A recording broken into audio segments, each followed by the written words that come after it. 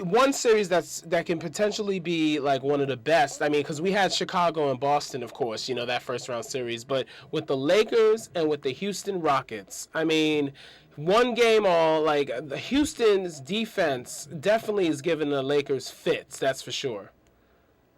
Oh, it has, and I tell you what, Nabaté, their defense and their consistent, dogged approach that the Lakers aren't used to. The Lakers are used to being defended a little bit, and then they, go on a little bit of a run and they break the will of their opponent, and then the opponent doesn't defend them that much. Mm-hmm. They're not going to break the will of the Houston Rockets. Shane Battier and Ron Artest are going to be right in Kobe's face every time he turns the corner on a screen, and down low, it's brutal in the paint in this series.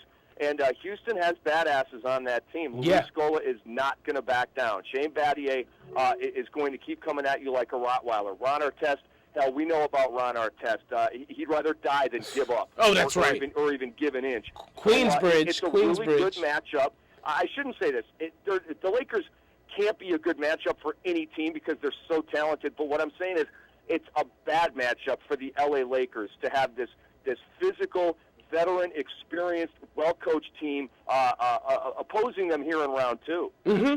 Right, and then having young players like Carl Landry, Chuck Hayes, like they're young junkyard dogs in the making from the standpoint of being able to know their role and defending post-defense and rebounding.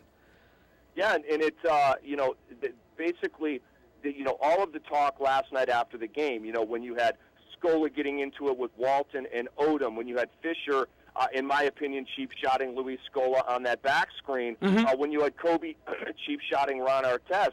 All of the talk after the game was, nope, nobody should be suspended. It's all good. Let's get it going in Game 3, which, when you read between the lines, it just says that these players actually like that. They like the chippiness. They like the physical play. They like the fact that they're involved in a war type of playoff series right here. Now, they can't go any farther than they went in Game 2. Yao Ming the aggression he's been playing with, unfortunately with injuries sidelining him the last 2 seasons. If he steps up and becomes the superstar that he is and really fulfills that potential that everyone was talking about when he was drafted, because he's already done that, but he needs to do it in the playoffs, I think they can go 7 games.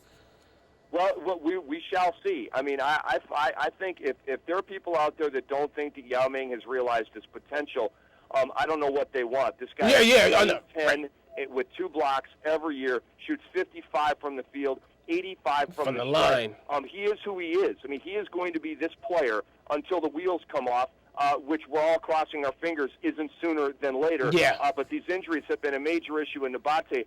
I really thought that Yao Ming would struggle to make it through this season, coming off the summer in Beijing with the Chinese national team. Right. The last 3 years have been truncated for him, and he made it through the whole season this year. So hats off to the toughness of Yao Ming. He is a true warrior.